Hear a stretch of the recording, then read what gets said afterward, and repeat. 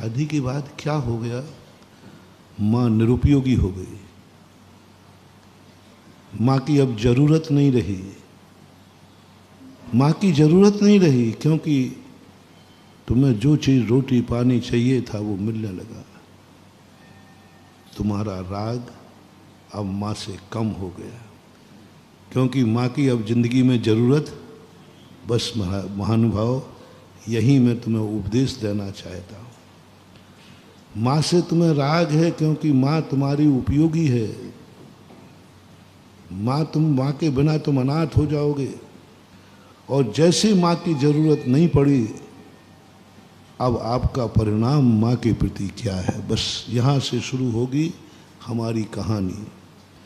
यहाँ से शुरू होगी धर्म की कहानी, यहाँ से शुरू होगी प्रेम की कहानी, यहाँ से शुरू होगी धर्म तुम्हारे साथ रहेगा और कहेगा राग बुरा नहीं है।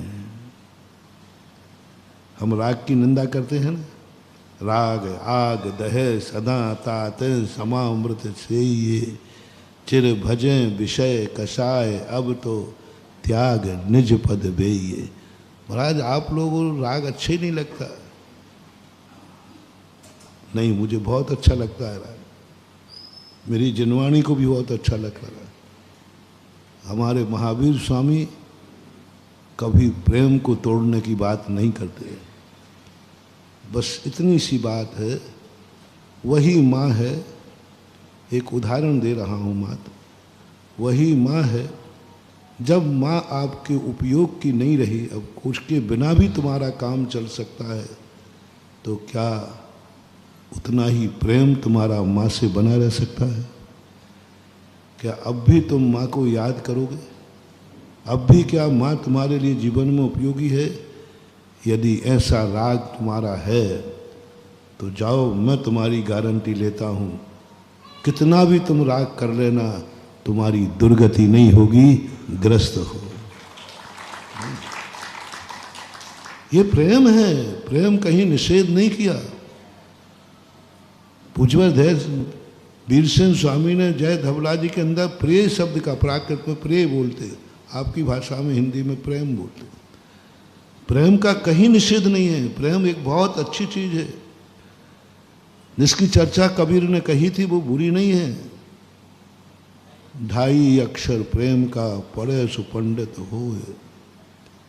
2.5 अक्षर प्रेम, पोथी पढ़ पढ़ जुग गया, पोथी पढ़ पढ़ जुग गया, पढ़े न पंडित 2.5 अक्षर प्रेम का। तो इतना बड़ा कवि मोह की प्रशंसा कैसे कर सकता है? बहुत बड़े सुधारवादी कवि थे कबीर, बहुत संसार के स्वरूप को जानने वाले थे कबीर। वो कभी मोह की प्रशंसा नहीं कर सकता। जब ये शब्द मैंने पहली बार शुरू में पढ़े तो मैंने कही कबीर तो संसारवादी है, कबीर तो संसार के समर्थक हैं, ये धार्मिक हो ही नहीं सकते। ये तो राग को अच्छा कह रहे हैं, राग को अच्छा कह रहे हैं, ये कैसे हो सकता है? राग कभी अच्छा हो ही नहीं सकता, आग कभी अच्छी हो ही नहीं सकती। आग का काम तो जलाना होता है। लेकिन जब थोड़ी बुद्धि आई तो आग जलाती ही नहीं है, आग निखारती भी है। आग जलाती नहीं है, आग तपाती भी है, आग पकाती भी है, आग प्रकाश भी। अब ये तुम्हारे ऊपर है, तुम क्या कर रहे। जब जैनाचार्यों को देखा तब समझ में आया कि अरे प्रेम में और मोह में तो जमीन आसमान का अंतर है। वही माँ है जो मोह कर सकते हो, वही माँ है जिससे तुम प्रेम कर सकते हो।